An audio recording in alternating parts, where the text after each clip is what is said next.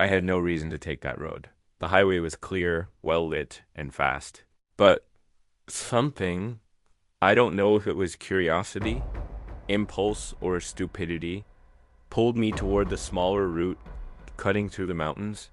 I told myself it was to save time, but I knew better it was midnight when I turned off the main road. My headlights cut through dense fog, illuminating nothing but pale asphalt and the occasional reflective marker. The GPS kept glitching. One moment it said I had 30 minutes to go. Then it froze, then recalculated. This shortcut's fine, I muttered aloud. More to convince myself than anyone else. 10 minutes in, the radio cut out. Static. Then silence. That silence felt wrong. No hum of wind, no distant cars.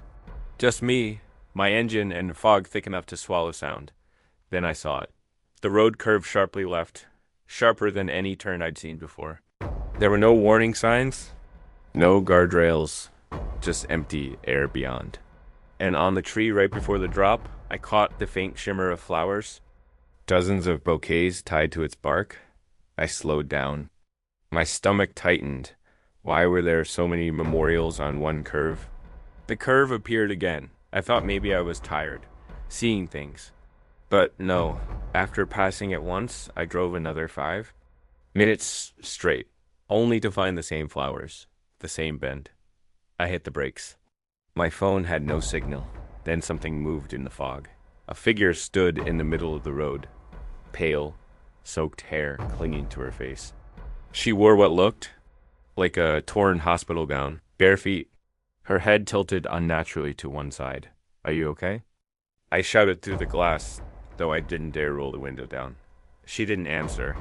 Instead, she raised her arm, pointing toward the drop-off curve. "No," I muttered. "No, no, no." I reversed. She stepped closer. Her feet made. No sound of wet asphalt. "Get away." I slammed the gas, veering around her. As I passed, I caught her reflection in the rearview mirror.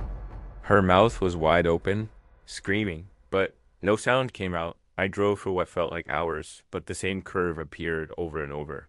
Same flowers, same drop-off, same tree. Sometimes. The woman wasn't there. Sometimes she was standing closer. Once, I swear I saw her sitting in my passenger seat, in the reflection of the rearview mirror. I didn't dare turn my head. The odometer climbed, yet the GPS stayed frozen. My gas tank was dropping fast. Every time I passed the curve, I noticed more detail, mangled car parts down the cliffside, twisted metal glinting faintly through fog. Crosses with names I didn't recognize. Some fresh, some so old they'd rotted away. And then I realized the last cross I passed had my last name on it. I don't remember falling asleep. I don't remember losing control. But suddenly, I was upside down, seatbelt digging into my chest, windshield shattered, blood dripping into my eyes.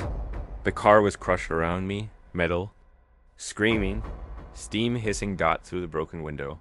I saw her again, standing on the cliff, her head tilted, her hand raised, pointing at me. When I blinked, I wasn't in the car anymore. I was standing on the road, looking down at the wreck.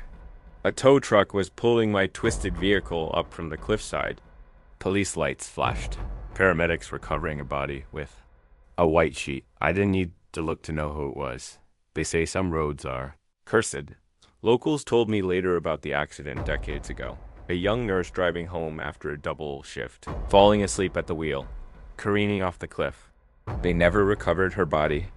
People claim she wanders that road, warning others. But that's not the part that keeps me up at night. The part I can't explain is this. When police recovered my phone from the wreckage, the camera app was open. My last photo, taken at 12:03 a.m., shows the road from my windshield, except I wasn't alone in the car. Behind me, barely visible in the back seat, a pale figure with wet hair smiles directly at the lens.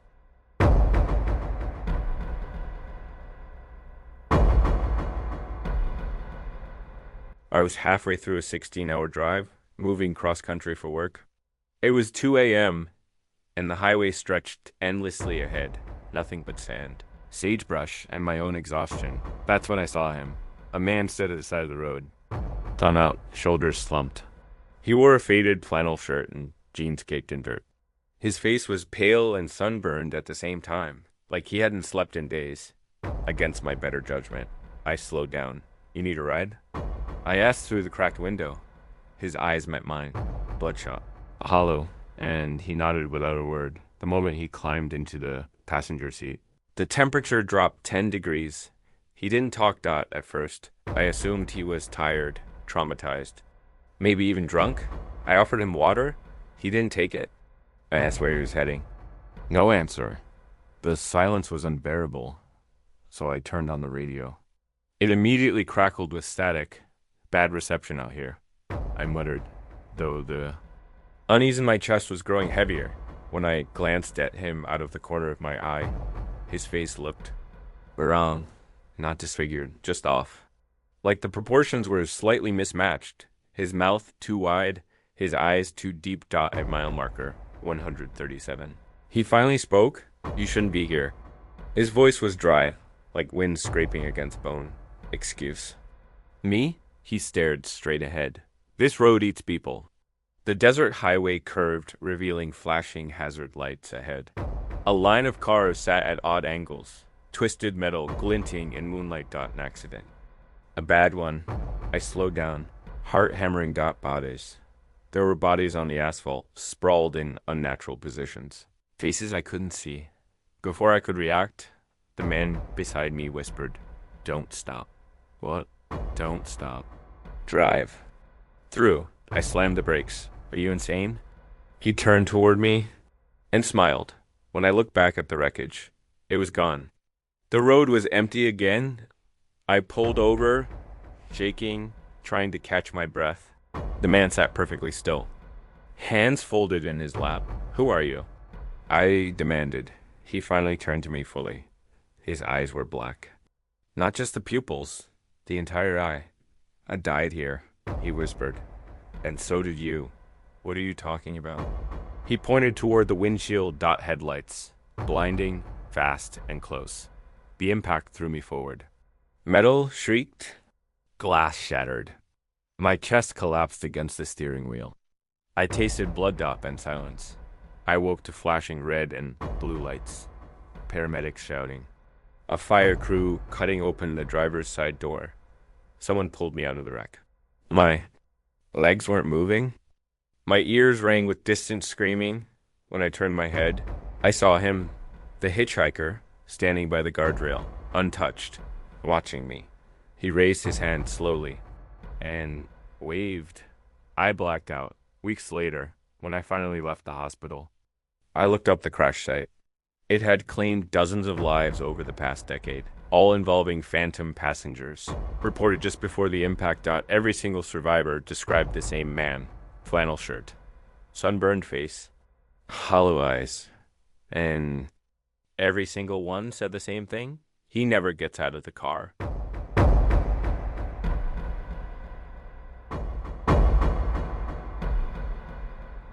The storm hit faster than anyone predicted. I was halfway through the pass when the snow turned from gentle flurries to a blinding white wall. My windshield wipers couldn't keep up. Headlights barely reached 5 feet ahead. I turned on the radio for updates, desperate for any sign of road closures or emergency advisories. Instead, I heard this. "You shouldn't be here. Turn back. Turn back." I froze. The voice was faint, distant, and garbled, like an emergency broadcast recorded decades ago. But the station ID didn't match any local frequency, and then whispering, multiple voices overlapping. Male, female, young, old? A chorus. "Who is this?" I shouted as if the radio could answer me. The voices stopped. Visibility dropped to 0. I slowed to a crawl, tires skidding on ice. Then my headlights caught movement, a figure staggering in the middle of the road. "Hey?" I leaned on the horn. No reaction. I rolled down the window slightly. "You need help?" No response. When I crept closer, I saw him. A man in a parka, face pale blue, lips cracked from cold. His eyes were wide and unfocused. He looked like he hadn't blinked in days. "Get in the car," I yelled. You'll freeze. He turned toward me, mouth opening, but no sound came out. Instead, my radio erupted in static, followed by a single word. Stop. The man collapsed in the snow. I loaded him into the back seat. He was ice cold, but breathing shallowly. Hang on, man, I muttered, flooring it toward the next town. We'll get you help. Then the radio crackled again. This time clearer. You can't leave. None of us left. Look behind you. My stomach turned. I glanced in the rearview mirror. The man I just rescued wasn't lying down anymore. He was sitting up, eyes pitch black, mouth unnaturally wide, grinning. When I spun around, the back seat was empty. Panic clawed at my throat. I swerved, barely keeping the car on the road. Snow blinded me. The radio screamed with overlapping. Voices, names, dates, last words. Some crying. Some laughing. Suddenly, headlights appeared directly ahead. Another car. Fast. Wrong lane. I yanked the wheel. Too late. Impact. Metal folding. Glass shattering. My body hurled forward. Everything went black. I woke up upside down, hanging from the seatbelt. Blood filled my mouth. The windshield was gone, replaced by snow and silence. Then, faint, distant, the radio came back on. Accident on Route 17. Multiple fatalities. Bodies not recovered. I crawled from the wreckage, stumbling into the storm. A mangled car lay beside mine, upside down, wheels spinning. No sign of the driver. In a distance. Through the whiteout, figures moved. Dozens of them, silhouettes swaying in the blizzard. All of them staring at me. The last thing I remember before. Collapsing was the voice on the radio. You're one of us now.